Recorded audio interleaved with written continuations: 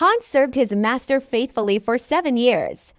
When he finally asked to return home, his master rewarded him with a massive lump of gold.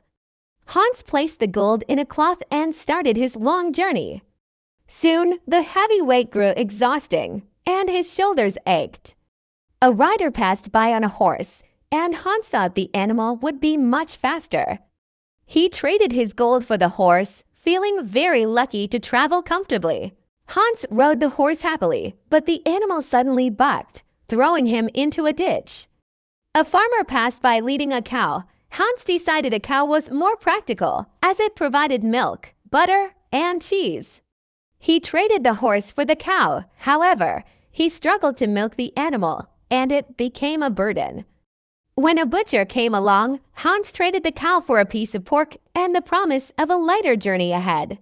As Hans carried the meat, he grew tired and met a rat picker. The man had a goose, and Hans realized a goose was much better, as he could eat the meat and use the feathers for a pillow. He traded the pork for the goose. As he neared home, his fatigue increased.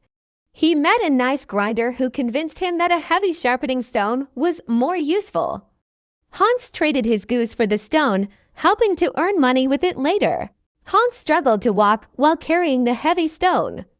Feeling thirsty, he knelt by a well to drink. He placed the stone carefully on the edge.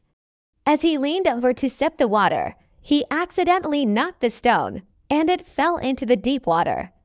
Hans shouted with joy. He was finally free from the heaviest weight he had been carrying. He felt lighter than ever and realized he was truly free from all his burdens. With nothing left to carry, Hans continued his journey toward his mother's house with a light heart. He had no more heavy burdens or responsibilities slowing him down.